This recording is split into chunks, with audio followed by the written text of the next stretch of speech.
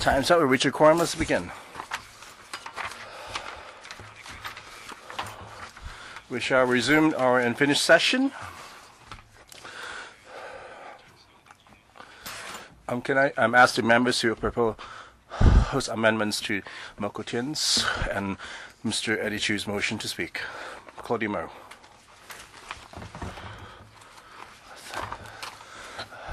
Thank you, Chairman. I don't see any securities besides you. Earlier, I heard you pretty quite loud. So do you feel quite safe now? Maybe someone has said this finance committee is mainly for funding approvals. There's mainly for government works and expenditure in which they have professionals to oversee this. So you can just dole out the money and don't need to worry too much. The matter is money has to do with the economy. So these are livelihood matters. So do you think livelihood matters are completely separated from politics? As the chairman, you have once said, don't politicize the issues. The fact is, all the issues are politics. Otherwise, what are we doing here in LEUNG? Do you think we just all rubber stamped, sign our name, and let everything pass? Looking at the human history, it's impossible to separate economics and politics. A lot of political philosophy have arisen from our economy on the distribution of wealth in a more equitable manner. So we have to look closely how to have the economy and the politics to go in parallel. You cannot have a strong, prosperous country and yet being close in politics. They might be prosperous for a while. However, this can go on indefinitely and is unsustainable, such kind of development. So you just claim to just approve any funding application. Like yesterday, we came to with a judicial pay increase that just passed in a whiff. So for the pay rise in judges, there's probably not much controversy. Hence, judicial independence is important, and they're humans too. And we should offer paid, attractive, and to retain talent, and so we should just let it pass. And looking at the funding application for the West Cal integrated basement, this would come in a peaceful manner and just ram it through it. So there's no mention of the previous things. For example, the 20 billion major project funding, and compared to yesterday, that for the basement for integrated basements are about 3 billion, have nothing to do with the two. So I'm not going to mention this. So we just discuss each issue individually. So it is a big basement, and the cost will be over 20 billion, and since the MTRCL have failed to provide this site early, so to just complete a portion of it first. And for the 3 billion doesn't sound that much, and we just let it pass. Like you said, why don't need to drag on so long? The issue is we seem to be pouring money. This government is spending money like a prodigal son and have shown no restraint. You claim that our treasury have a big surplus and can afford this expenditure, and however these are white elephants. A lot of them were passed in this finance committee, counting from XRL to WKCD to the ACMB bridge, and for the LEUNG border crossing is now costing 11.8 billion. So we need to scrutinize the government accounts and how they spend their money, including just pass whatever that comes in. just asked him not to worry and claimed that we checked everything. In my memory, even on education, there's a funny application for a university dormitories. If you compare with the amount applied and the number of places provided, the price is astronomical. And if we don't bring it up, then nobody would notice. And if we don't ask, they probably want to volunteer the question. So what are we actually arguing? Is that the rules and procedures of the Finance Committee, FCP. So everything is smooth. Just give in to the way of government. Don't worry too much. For the 37A or the how do we call a meeting? So it's just your word, and then the chairman's powers is unfettered. You seem to be quite nervous this morning, and without the chairman's orders, I don't see why the security officers back in 8:45 stationed on both sides. So do you worry that somebody will come to take over your seats? Ms. Mo, let me remind you, you're only given 8 minutes. And up to now, you haven't come to propose to amend the Michael TIEN's motion. Okay, as long as you feel enough, so you claim that not were enough time. However, up to 60 minutes, you haven't even talked about your amendments. So all the documents are laid on the table. And so you have a political mission. You can read the text yourself. Would you agree to them? Then you shouldn't be complaining about the 8 minutes speaking limit. I hope they can still allocate 15 minutes. I want to go through the books with you slowly. So our amendments, to put it blunt, they could be claimed here to be might be unconstitutional. So you claim that you left out the English were constitutional. That's not ruled inadmissible. And so maybe if this motion will be passed and found to be unconstitutional, how would deal with it? And you say, don't worry, everything is sorted out by itself, don't worry. So let's just pass them first. And you ask me, what are my amendments? So I'm going to read out one by one. What's wrong? It's not that they're intelligible. So if you want me to read it out, it's fine. I have this huge file document in front of me.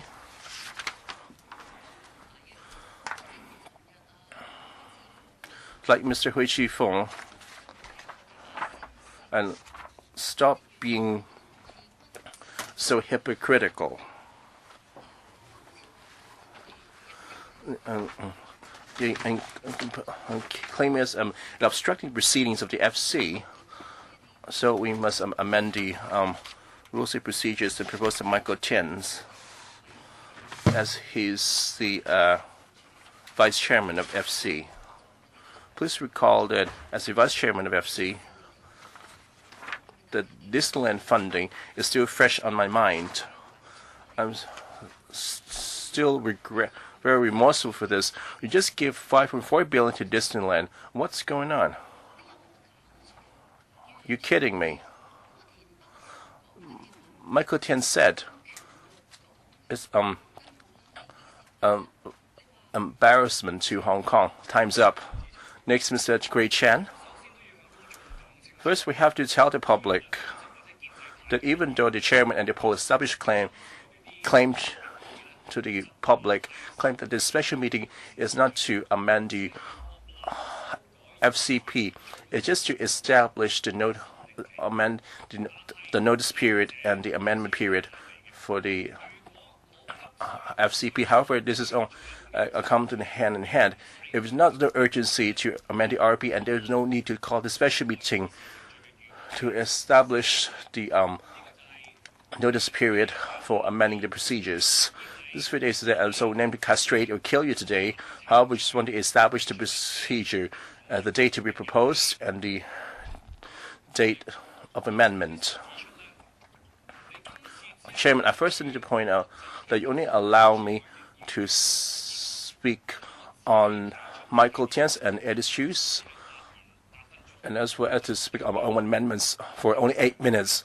And so a combined debate is not enough.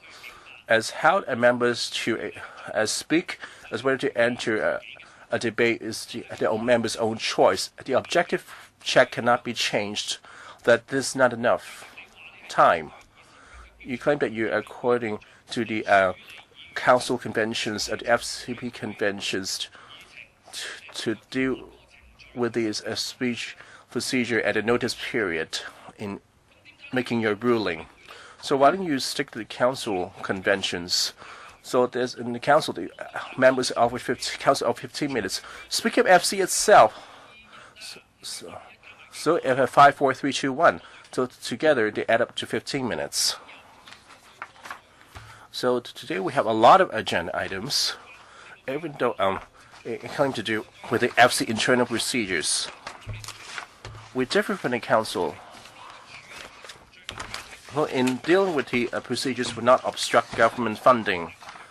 So Chairman LEUNG says that I can't let the meeting go on indefinitely. If you've been debating the rules and procedures for 3 months until the summer, then the government that nothing can be done. However, this problem does not exist in FC because we are having a special meeting on a Saturday. So we can make it. AM can make it another week. Just speak of whatever you want. There's no obstruction to funding public applications. Do not obstructing of any potential interest to your industry insurance. Due to time constraint, I can only speak on the shortcomings of the original motion by Mr. Michael TIEN. I don't even have time to talk about my own amendment motions. I don't even have time to speak on mid-edit issues motions, so I just concentrate on Mr. Chen's. Along the same direction, so the name can claim it, you'll be copied from the rules of procedures. So what the chairman or vice chairman to emulating the RP came to resolve the issue is too naive. I think that there's 3 major flaws. They're not stipulated to stick to the special meeting or the council meeting in calculating, coming up with the notice period. They haven't illustrate that the priority for government funding applications and members' amendment motions, and that mentioned that the notice period for members is too short. And for Michael TIEN's, that the motion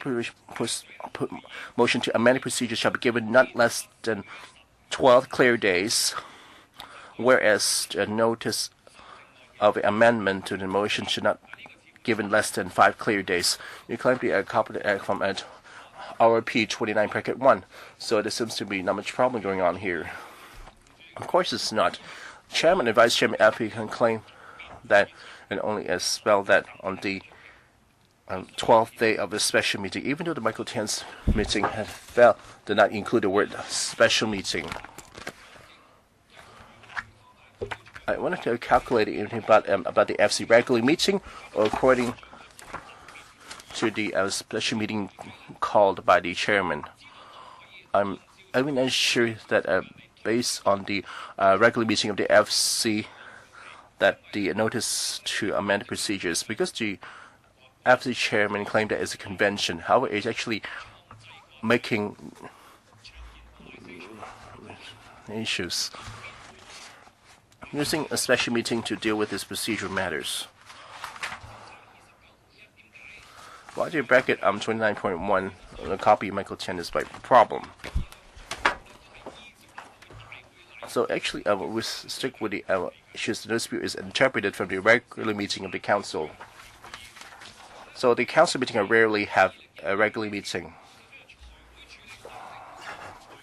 And even when issues deal with the regular meeting, however, after 2012, the establishment chairman frequently use special meetings to deal with such matters.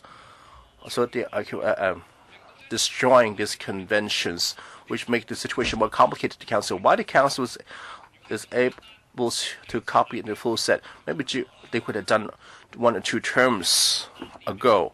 We just listed out at the motion to amend procedures no less than 12 days, and for the special FC meeting would cause confusion. And Chairman, you can up to you to call what you call special meeting. So you can need to consult the members, and they will ask the whole establishment, and they will just collude together, like it or word or not. You can just call it every week, or choose not to convene at all. So I think that everyone gonna hitchhike it. So I bring up motions because you bring up a motion first. Otherwise, I would initiate this. Otherwise, I wouldn't come with the 12 plus 5 clear days. If you agree to it, there's no need to call for this few hours meeting. If I want to bring it up, to have to bring it every week and need to convene a special meeting for me, of course you won't. You can ask all members of the panel, and the whole establishment will not agree to a meeting every Saturday. So the rules have made it explicitly clear, and all the powers are vested in the chairman. So I can only get to point 1. So I just can put point 3 on the notice periods being too short.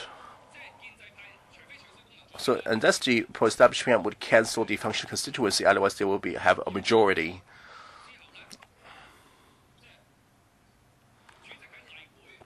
So the chairman, at the regular meeting of 12 days before, and the public and the members, councillors have no time to scrutinize this motion and seek legal opinion. And members had actually proposed to ask you to proactively seek legal opinion and lay down in the RRP, and then you rule this inadmissible as a discrepancy in English and Chinese. I wonder how would you be earlier than Mr. Liao to propose a motion. So you set up a date, and then you ask the members to rush to be the first in queue. I wonder how could it be quicker than Mr. Liao? Because I don't know the date. Your time is up. But let me just supplement. So members mentioned that it's different from council. So the council chairman, the speaking limit is 15 minutes. This cannot be changed. It can't be 6 or 7 because for legislative effect it's all 15 minutes. However, the FC will have reason that it's decided by chairman. So we have to have the better grasp of information. So Mr. Leung Yiu-chung has not arrived. So Mr. Chu, Eddie Chu. So let me clarify that unresolved questions. So I went back to look for the information. So on November 28th last year, you issued a notice to ask us that before, and that the deadline is 1st of December to submit the first round of motions. So I asked you, when did Michael TIEN time and date to submit his motion? That's okay. The secretary can provide information. Let's go back to this agenda item. Mr. Chu's mic off. There's no way that I'm quicker than him. Maybe they have to check when Mr. Ed Chu off mic. Mr. Eddie, I think what you did is appropriate. What you said is not related to this. I'm talking about the procedures. As for why Mr. Michael TIEN was ahead of you, Mr. Chu, our electrical institution, of course, there's always someone in front or back of the queue. I disagree with you. I think there's a way to be quicker than Hustle. This is not waiting to discuss this point. I will tell you, but not now. We have to stick to our business because we're not here to listen to you. How can you be quicker than Mr. Michael TIEN? Next, Mr. Wen Shu-kin. Oh, he's not in the chamber. Dr. Kwokake is not here. No one would like to speak? So please, Mr. Leung Yiu-chung, Wen Shu-kin, Kwokake. So not going to press the button? Charles Mock, 8 minutes. Chairman, you are very happy now. Many members are not in the conference room, so you can just skip to the second part and you will be overjoyed. Now, I don't really want to do this at a meeting. It's like you say something, another person says something, but the public and the reporters don't know what's going on. Some reporters asked me last night about what we are actually discussing, and I spent a lot of time explaining to them. In essence, it's very difficult to explain. Chairman, this time around, you do not do things as what you did in the past. In the past, you explained very clearly to reporters.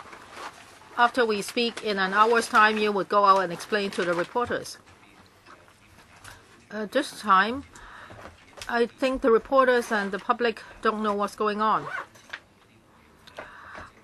Maybe our content this time is a bit complicated and boring, and people don't see how this can affect our meetings. Now you are changing the notice period, 12 days, 5 days, etc. Ray Chen said just now, if we focus on the contents of these amendments, then we won't have enough time to discuss them in details. I know that Mr. Ray Chen is always well prepared. And actually, I think we don't really see the big picture if we focus the discussion in this way.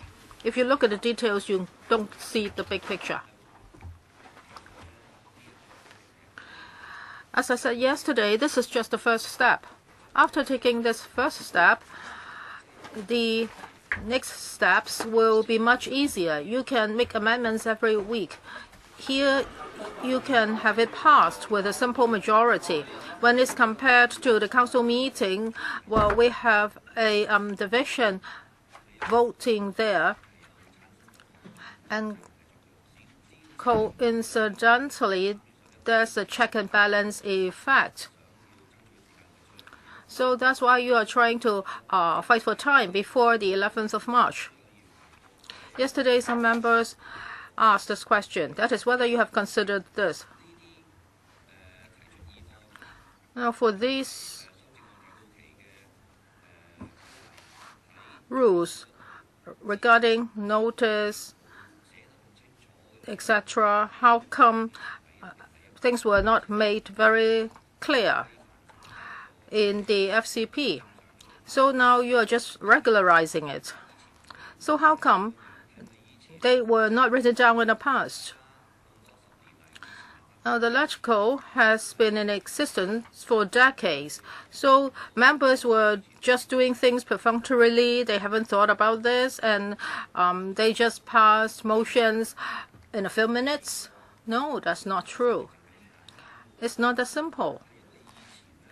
Because in the past, I believe the council culture and members' practices were different. They wanted to reach a consensus before things were done. Unfortunately, in the past 2 terms, it's getting clearer and clearer that the attempt to forge consensus has been given up. Now, because of the basic law, we have such an election system, and eventually the pro-establishment camp would get most of the seats. No matter how many votes are cast for Pandams, the pro-establishment camp would still get the most seats in Lachko. Now the packaging looks good, but don't just look at the packaging. Well, you say that in the past there was no clear stipulation concerning notice period. You have to look at the spirit behind it. That's more important. Now, in Lachko, well, when it comes to the majority and minority, as to whether they are willing to discuss, this may be a strategy choice. But the majority should respect the views of the minority. In a normal democratic society, this is what should be done. But of course, for the minority and majority in this room, by design, is totally opposite from that in the outside world. And now you are giving up consensus and you are trying to play these tricks, how can you hope that this can be passed smoothly? So I'm using my time to explain to the public. Many members of the public are asking us how come meetings cannot be held in a smoother manner. The reason is that the majority holds the power. They are working for the government, so as long as they have enough votes, things will be passed. As for the amendment to the ROP, well, now it's passed, and in the future you will be seeing draconian laws. There will be controversial legislation which will be passed here smoothly in the future. So this is what I mean by draconian law. So at the council meeting now you've got it, and now you come to here. You do not want to give up the money side. I think the public must know this. From yesterday to today, I don't know if I remember correctly, for the pro-establishment camp, Mr. Michael TIEN was here. He spoke because he's moving his resolution. And other than that, no member of the pro-establishment camp has ever spoken. This is a very interesting phenomenon. So at a council meeting, it's the same. Less and less pro-establishment camp members speak. It seems that they are under pressure. They don't even speak. As long as they count enough votes, things will be passed. This has become the normal situation here. Now, I don't have time to talk about the contents of the motions and amendments, so I'm using my time to explain about this. Now, well, the minority in this council represents the majority of the public. So if things are like this, how can things be done smoothly here? Fernando Zhang, Chairman, I would like to explain to the public. Now, for the Finance Committee today, we are considering some amendments. When FC members move certain amendments, these will be the rules and procedures. Now, the FC is a gatekeeper. It has to vet the government's funding application. This covers a lot of projects or large-scale services. For these projects in the past, well, most of them were passed by the FC. And the major function of the FC is to look at these projects and query the government, trying to find out whether public money is spent most appropriately and effectively. If problems occur, we can put the questions to the government. We can urge the government to do better. We can monitor the government. Now, in terms of power, we cannot stop the government from doing certain things. Once the funding is approved, then the government can do what it likes. However, here we can put questions to the government, and the government must explain to the public. I think this is one of the major functions of the FC. And if we are to make amendments here, we are telling the government how it can do better. Of course, most of these amendments are put forward by the opposition parties from members with different views from the government. This is very clear. But of course, the pro-establishment camp is to assist the government. Our political structure is like this. and it's not balanced.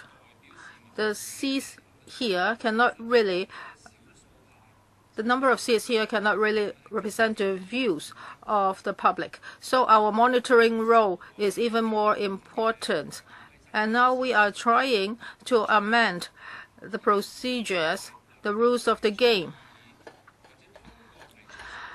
The minority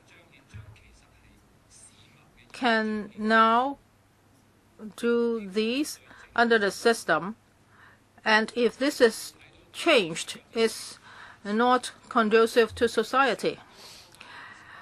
Well, you must be very happy that our OP has been amended. The pro-establishment camp is overjoyed. The government is also very happy. You think you've won. In reality, the whole society loses. And now we are continuing with this process. This time around, Mr. Martin Liao puts forward a number of proposals, and our monitoring powers will be further narrowed. This is just a prelude. We must resist it. We must fight back. In the past, the FC has scrutinized numerous government projects. We have seen many projects that suffered overruns, or some of them had technical problems, but the government just passed the buck, and eventually taxpayers had to pay.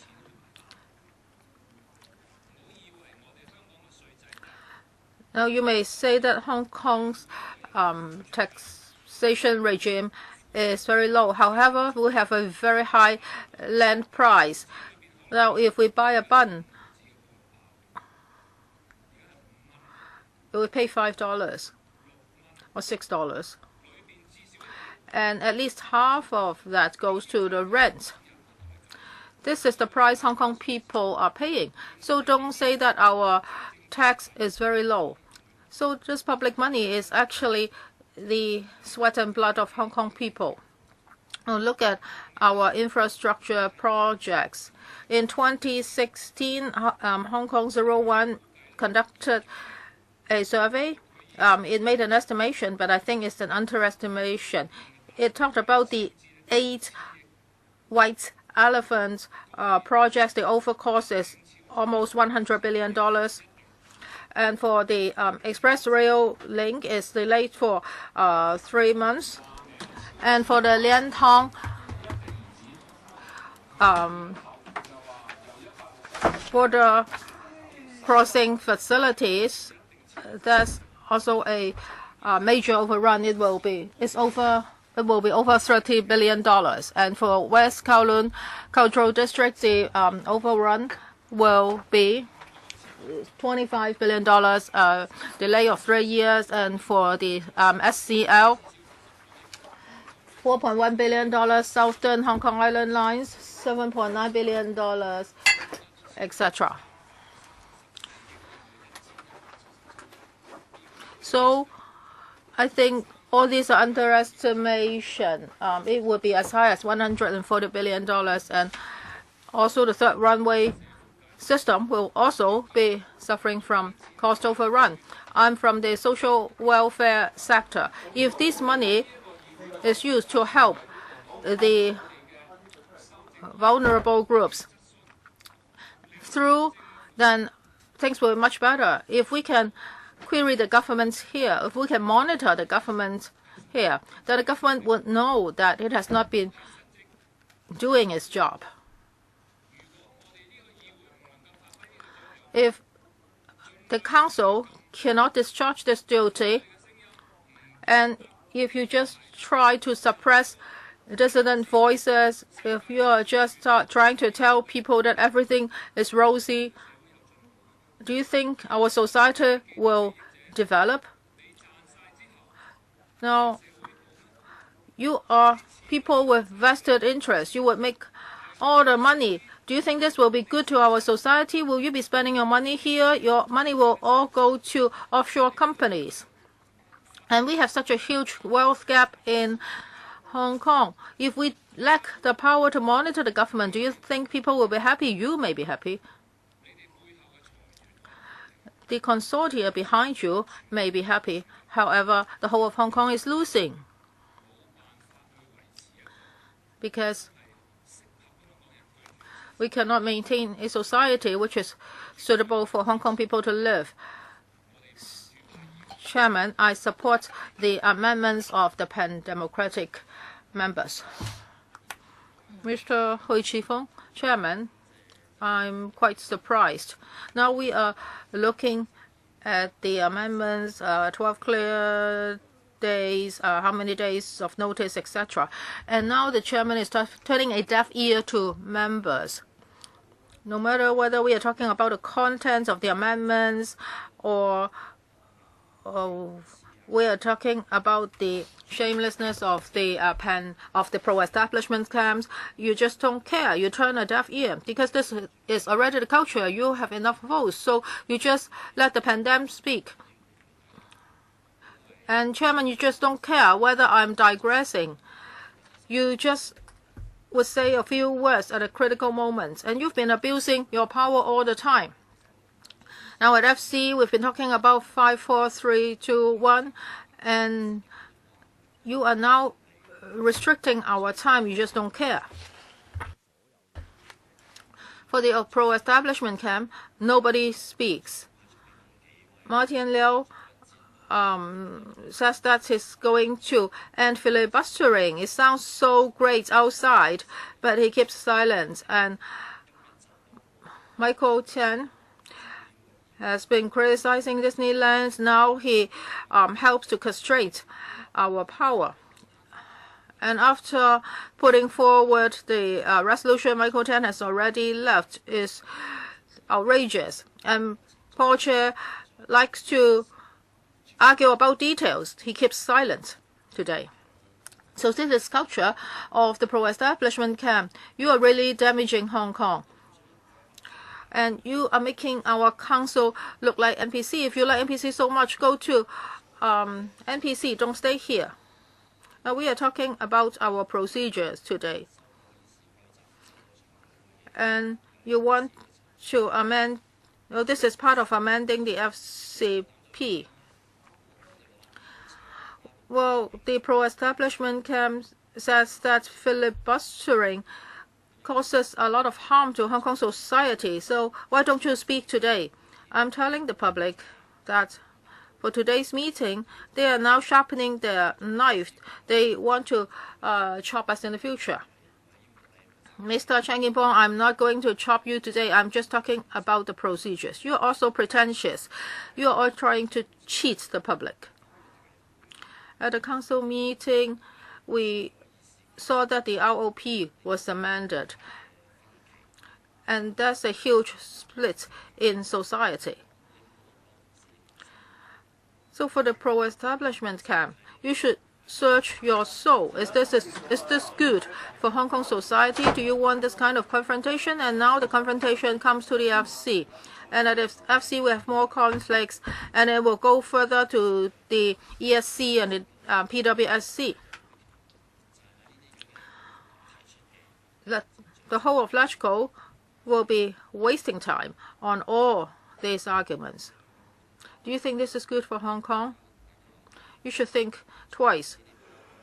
So for the pro-establishment camp, you are now trying to emasculate the council. You are restricting members' power to move motion, to speak. So how long will this continue? So if you look at the contents of the amendments, whether the motions were proposed before or after December, you would still propose them. You only have one goal, which is to try to silence the dissident voices in LEUNG. In the past, you felt that some of the numbers or some of the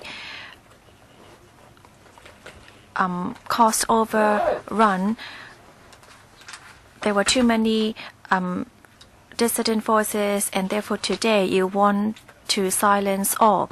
And for some radical or extreme cost overrun, if we propose an adjournment on the discussion item, you would not allow it.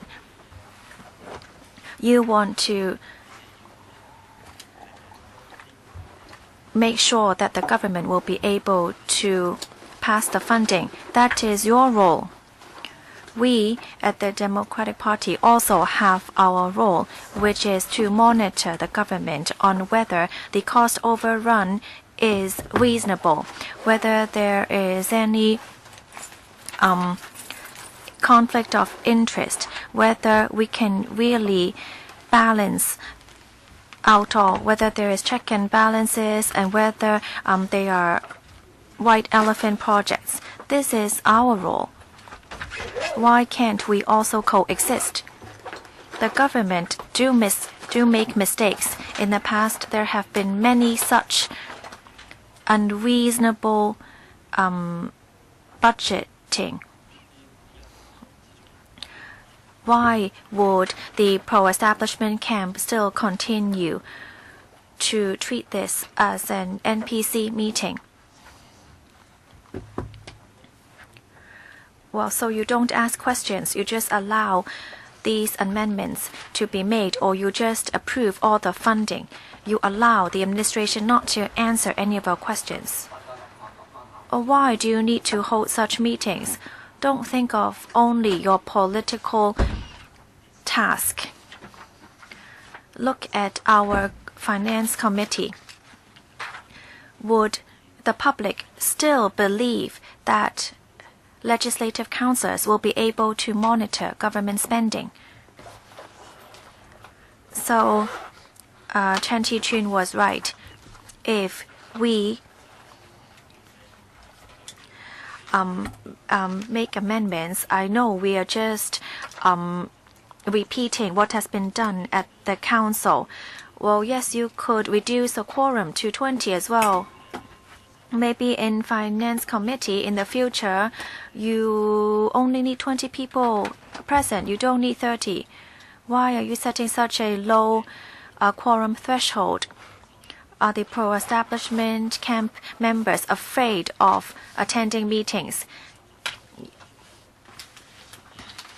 Well, if 35 of you are present to discuss government spending, I will be very impressed.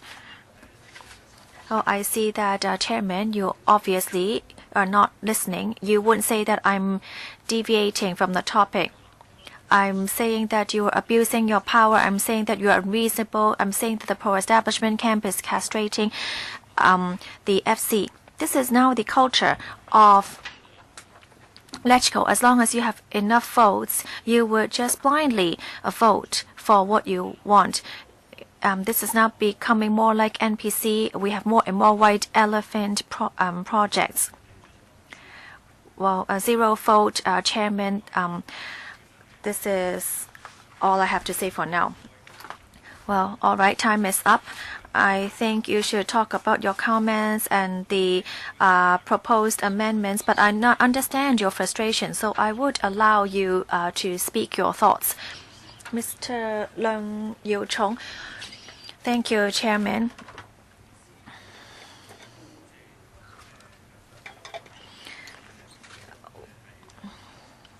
Well, I think we should set a figure on some of the proposed amendments.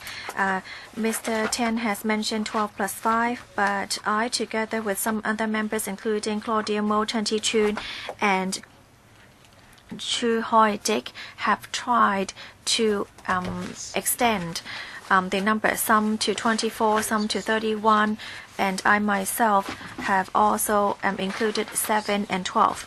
These numbers may not may not be understood by the general public. I would just like to briefly say that once members have proposed motions, we hope that the chairman will make a decision as soon as possible so that other members will know whether any amendments should be made to the original motion to allow more time for members to consider the motions and maybe to support if necessary. If you need to make amendments, it is very complicated and you do need some time as it includes legal matters. Therefore, the longer the time period for consideration, the better. I'm not going to go into each one in detail. I'm just asking for this general principle to allow members to have more time to consider other members' motions so that there will be more time for preparation.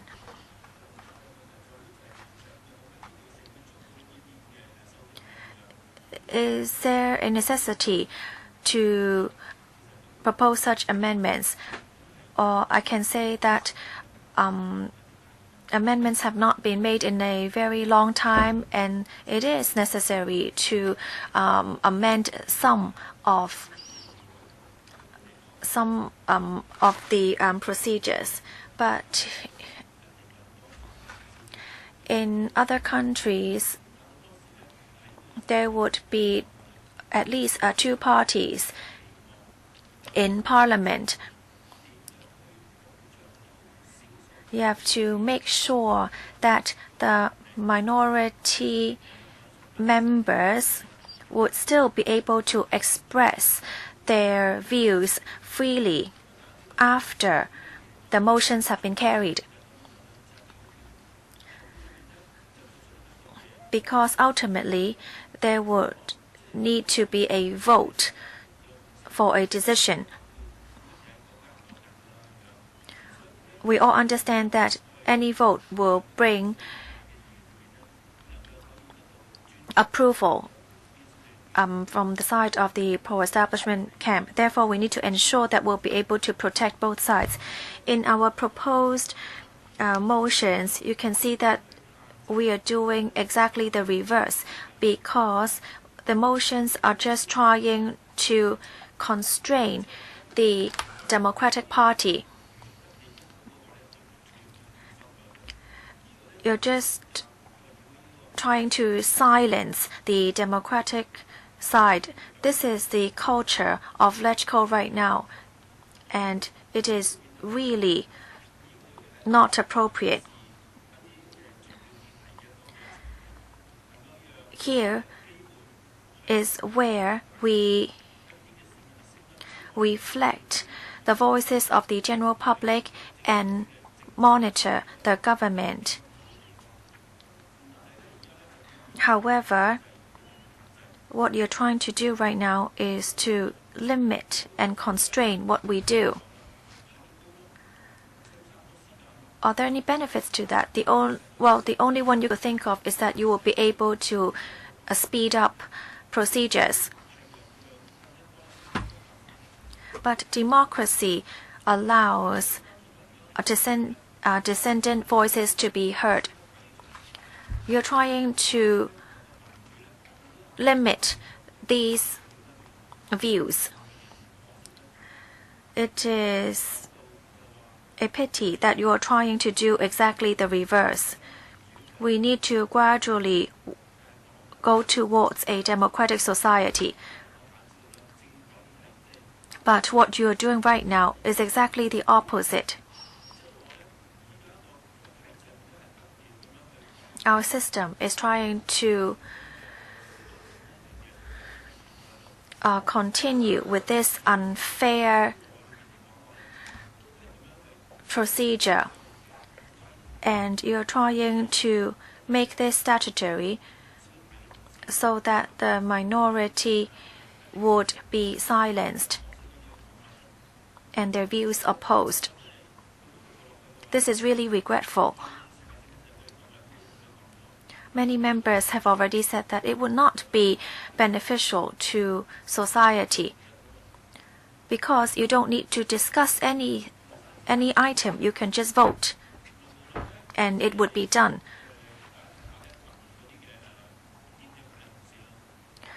Or listen to the pro-establishment camp. What they say is only how we waste time by filibustering. I think the chairman really needs to listen to the comments and views made by members. If members continue to repeat themselves or to deviate from the topic, the chairman has a right to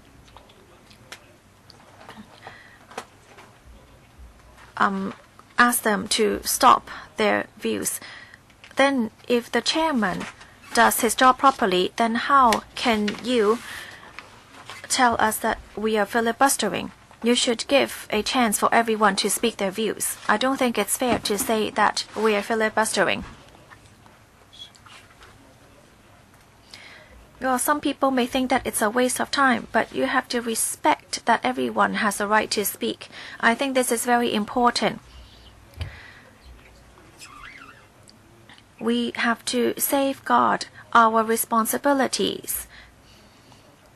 Why are you trying to further limit our responsibilities? We know that this is a strategy to propose these motions. I don't think that it can really help safeguard the minority members to express their own views and to monitor the government in its inadequacies. You're now narrowing our powers and responsibilities, and you're taking all this away from us. It will bring very negative impact on society if you continue to do so. Mr. Ip Kian Yun, Chairman, I have 8 minutes. I hope that I will be able to comprehensively talk about the handling procedure of these motions. Chairman, I would like to look at it from a few different points. Yesterday, I had a debate with you on whether you are and what you are doing today. Well, it's all right if everybody has different views, but I do hope that you as chairman will listen to our views before you make your decision. My understanding is that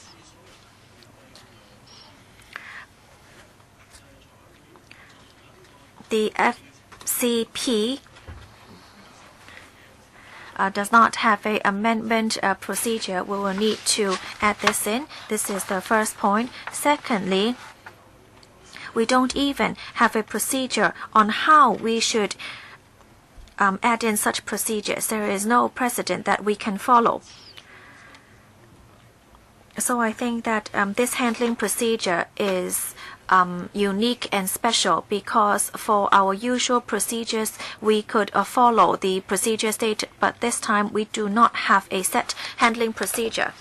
Of course, you would draw reference from ROP, from council, but then can we really also apply it here? Well, this is a new way in dealing with this procedure, but I'm not trying to criticize you, Chairman. I'm just telling you that this is a very complicated matter. And how we go ahead will need a consensus. If there are already set procedures, then and as you said, Chairman, you have the final decision that is accurate. But then if there is no set procedure, then I don't think the Chairman can abuse the power to make the final decision. You should discuss this together with all FC members before coming to a decision.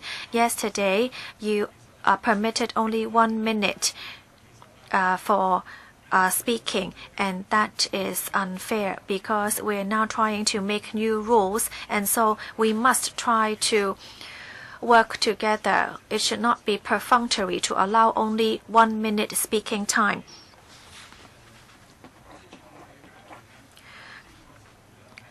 The chairman should consider a more appropriate discussion time instead. Well, what are we trying to do in these proposed amendments? I raised a question in yesterday's meeting. Are we trying to directly amend the FCP, or are we going to pass a general resolution? The chairman's response is that we would first make a resolution and then later on, after applying it for a period of time, it would be formally put in the FCP. I have a few questions. Why do we have to use this method and not try to directly put it into the FCP? Would this be a more simple way? If you believe that this is a two-step method, then when are you going to apply the second step? Why do we have to try it out before formally putting it into the FCP? And for this two-step amendment, there was no mention of it whatsoever in the previous papers. It seems that the chairman came up with this idea during the meeting. I'm not sure whether this is true, but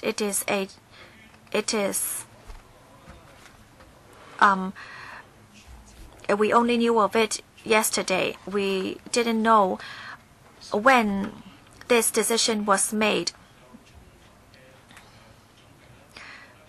I think that these are questions that need to be answered. The third issue I would like to raise is a question that I've tried to discuss in yesterday's meeting, yet the chairman has limited the time and I was not able to mention it. Yesterday, I said that our discussion this time is proposed motions made by Mr. Michael TIEN, Mr. CHU Hoi-dick, and other members. The chairman suggested we discuss Mr. TIEN's motions before we move on to other motions, and that if Mr. TIEN's motions are passed or are carried, then there would be no need to go through the other motions. Question 1 is why we have to handle Mr. TIEN's motions first. The Secretariat and the Chairman's response was that his motion was submitted first. Well, is it applicable this time as well? This is something that is in doubt because when you gave us a deadline, you did not state that the motions would be handled in the order in which they are received. When we submit motions, we didn't know that we had to avoid to be first, because if this is how you handle it, then it is very unfair to others. You can't just say that if Mr. TIEN's motion is carried, then you would not handle other motions raised. Do you really want to treat this in such an unfair manner? Yesterday, I also mentioned that Mr. TIEN's motion itself mentioned many proposals, yet it did not cover other motions raised by other members.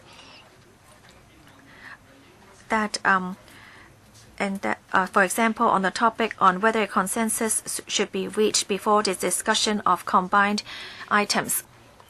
I think that this is something for discussion before we handle these motions. I don't think there are too many disagreement with Mr. Tien's motions, but then we also need to discuss Mr. CHU Hoi-dick's motions as well. I think you should adopt a better manner, that there should first be discussions on how we could combine these motions. Well, yes, some members have submitted 37 A's to me. I have to remind all of you that, and it is a suggestion on recommendations. Well, but we are talking about procedures today. Therefore, 37 A's would not be appropriate and suitable to use today, so the Secretariat will return all the 37 A's to members.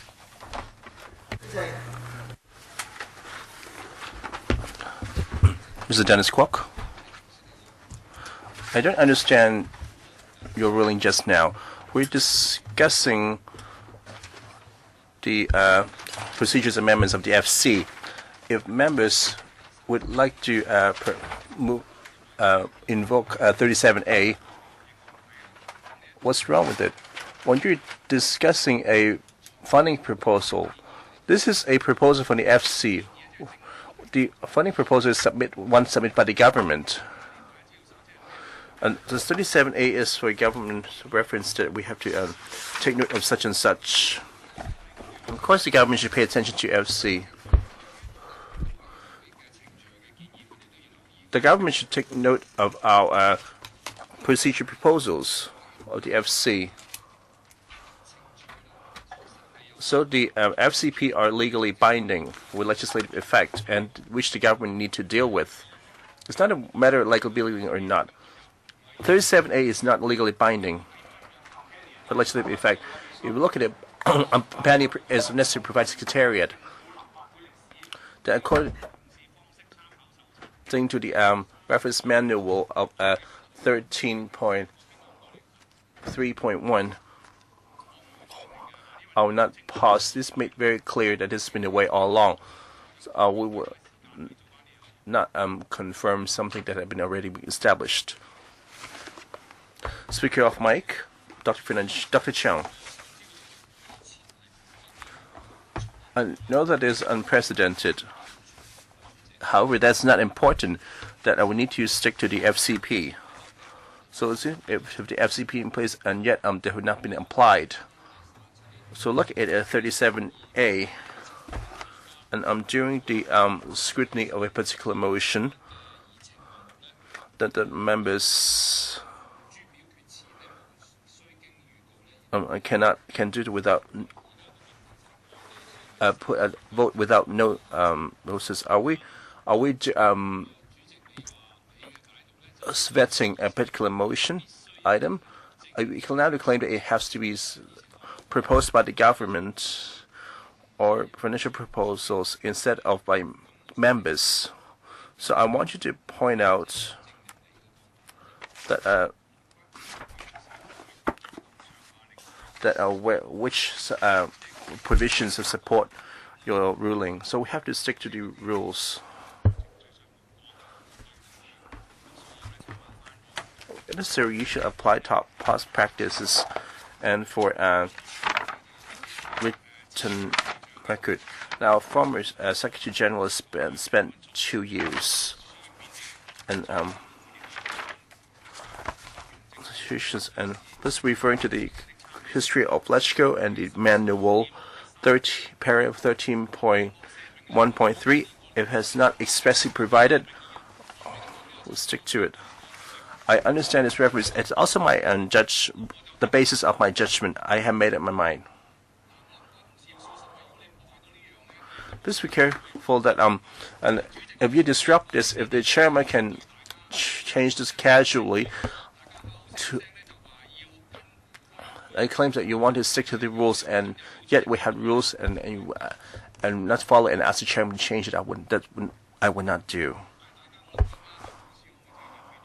Maybe the secretary can print out to members. Please take a read. Please take a look before asking questions. So, Mr. Edichu, I'm not asking you to make a ruling. 37 claim that you can move a motion without notice. Let's say you can't move too many ad hoc motions that could have other basis for that. You can't use the convention like this, Mr. Chu.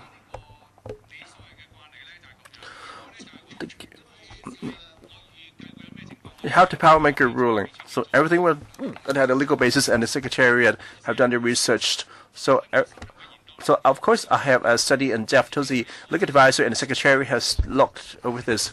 So you ask the legal advisor to explain to us. So you have the power to make a ruling. So you think that without a notice that you not have the power to make a ruling. So the chairman act like this, and it's not expressly provided. We stick to conventions. So it has been set out already. I'm quite disappointed. I'm very disappointed in you, Mr. Chen. You have to stick to rules. So you just stick to the rules that are favorable to you. Look at the 37A yourself, Mr. Chu. Please look at the lecture history and manual. If you haven't looked at it and don't understand, and you're probably not in a position to speak, you need to read it and you realize that, oh, I was wrong. So please take a look at it first. Ms. Mo, Chairman, please calm down. Asking us to read that historical reference book is really reference only. Looking at this Finance Committee procedure, he has laid down very clearly in English and Chinese that a motion without motives to express a view that I already just filed. You just can't say this is not legally binding. This, besides written clear claims, and that's the spirit of the common law. So anything is not written should be allowed, and you probably know by yourself and claim that they have been well thought through. Then the legal advisor had agreed. Please have the legal advisor explain to us that it is totally unacceptable. What do you mean by convention and practices? That is, those are the ones to establish yourself. You claim as conventions. Speaker of Mike. Okay.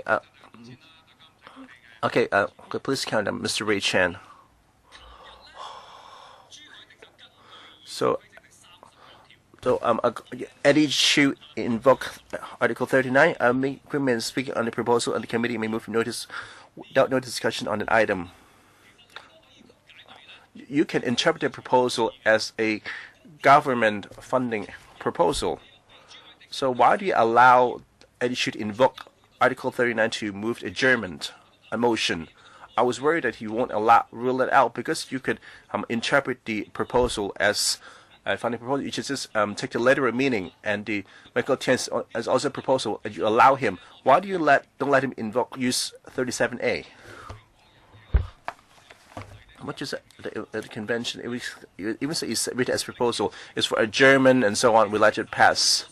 We discuss the proposal, which is of Michael TIEN. You can feel free to read it that way. But at the end, who had the right to interpret? Have the secretary and the legal advisor. You have to be consistent. That's my opinion. Their opinion is my call. So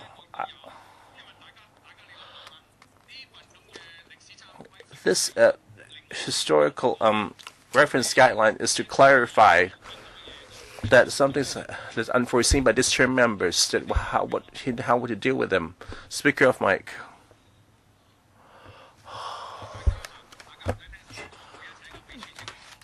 And now I have the secretary to explain.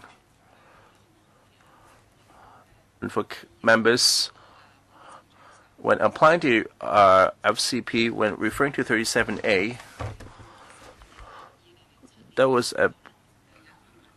that's a document back in 2007 to 8, in which there's a holistic review of the FCP, and where this proposal gave rise from. Of course, there were a few occasions that during the ESC, and the FC, well, scrutinizing the government funding proposals.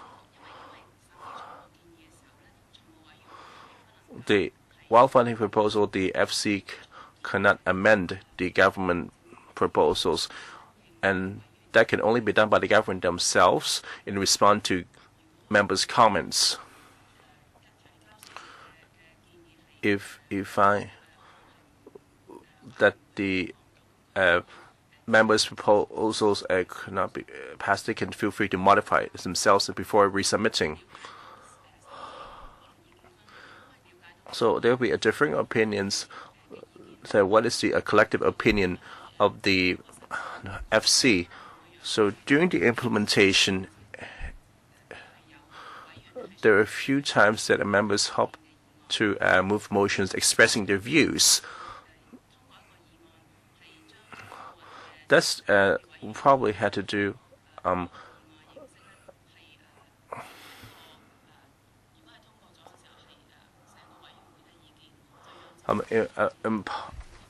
express the members' opinions at that of the FCs for the government's references, which the government can decide whether to adopt these members' views and their funding proposals. So that's the history that why we need to introduce 37A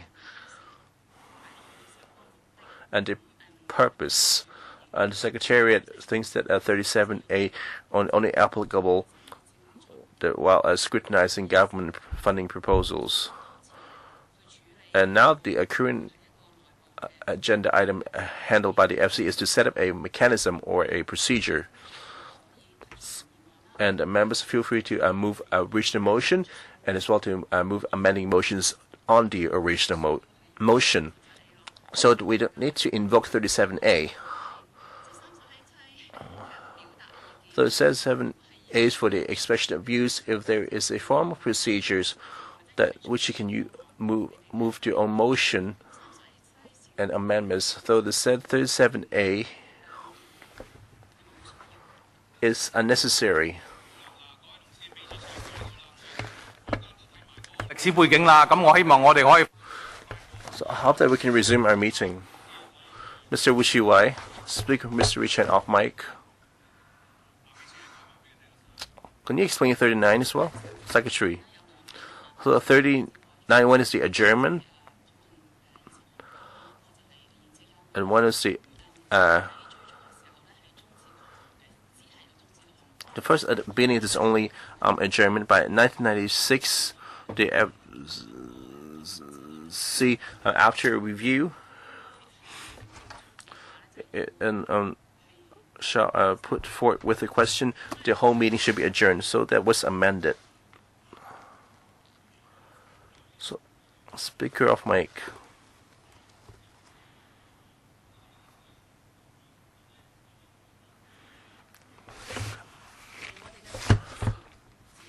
Our understanding is just only limited to financial proposals. Our only way I apply a financial proposal, however, that's not the case. Should not affect the general principles for the sake of this meeting. So actually the Secretary had different views than mine. So Chen Ki-po really did abide by the rules. Ms. Charles Mark, it is really important. If we made a mistake, the outcome of the meeting will not be confirmed, which is even be worse. Please, don't be so angry. However, you didn't make your ruling so final. I do have a basis. Please let me speak, Chairman. So let's speak calm. I'm not going to take up a lot of time. So the Secretariat had explained. However, apparently we have strong grounds to disagree. And since the legal advisor is not here today, we cannot hear his explanation, which is not desirable. you claim that you don't want it to be repetitive. However, the Secretariat claimed to be unnecessary. So where the need comes from is that at the meat of a motion without notice. You cannot convince us there's no such need for a motion without notice. I can just propose one on the spot. Why couldn't this be allowed? Speaker of Mike. Look, I heard your view. So you don't have any substantial thing to add. So do you want to explain by writing? So the Secretariat, the legal advisor, can provide a written explanation. We should just stop to challenge long-established practice. So it has happened a lot of times. Otherwise, this wouldn't be included in the manual. Chairman, you are gathering pace.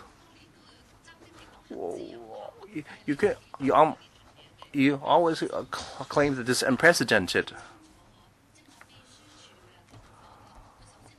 So the Secretariat claimed that the legislative intent, and then that make me sweat as if you're like the MPCC.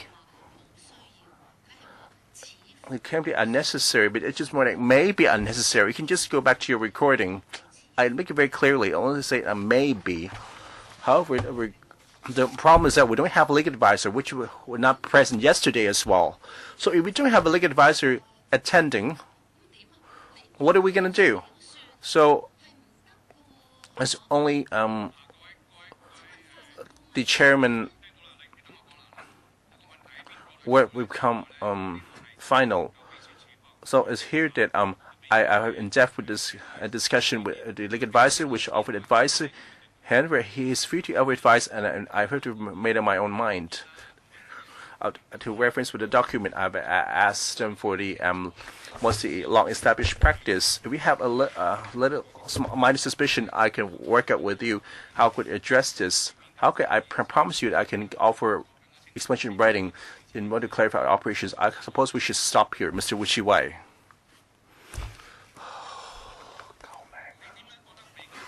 Why the thing is not unclarified? The Secretary have made it very clearly. They made the Hong Kong public already understand, and yet the members don't. In this way, there's nothing I can do. You have to offer it on the convincing grounds for this.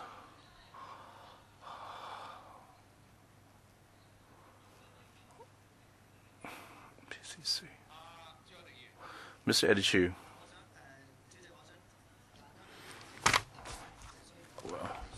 I will like to respond briefly. I want to try to debate with the Secretary. Let's say for the government funding proposals.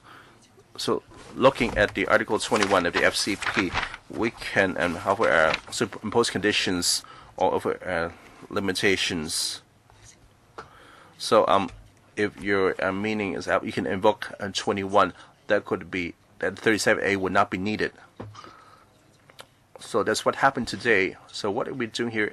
Have moved some amendments or motions that are legally binding. However, that doesn't mean that the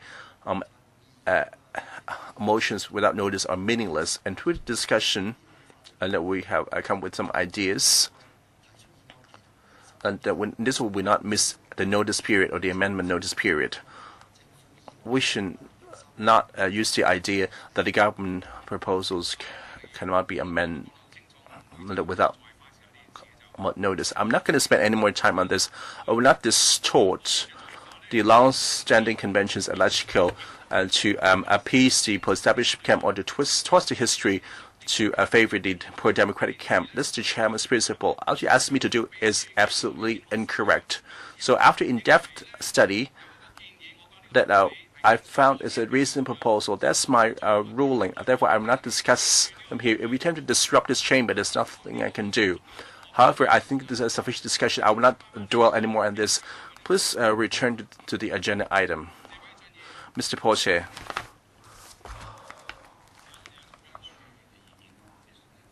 So that why the Secretary come with this advice for the 37A? There are 2 points. One is the chairman's ruling. So Mr. and whether decide that the motion is relevant.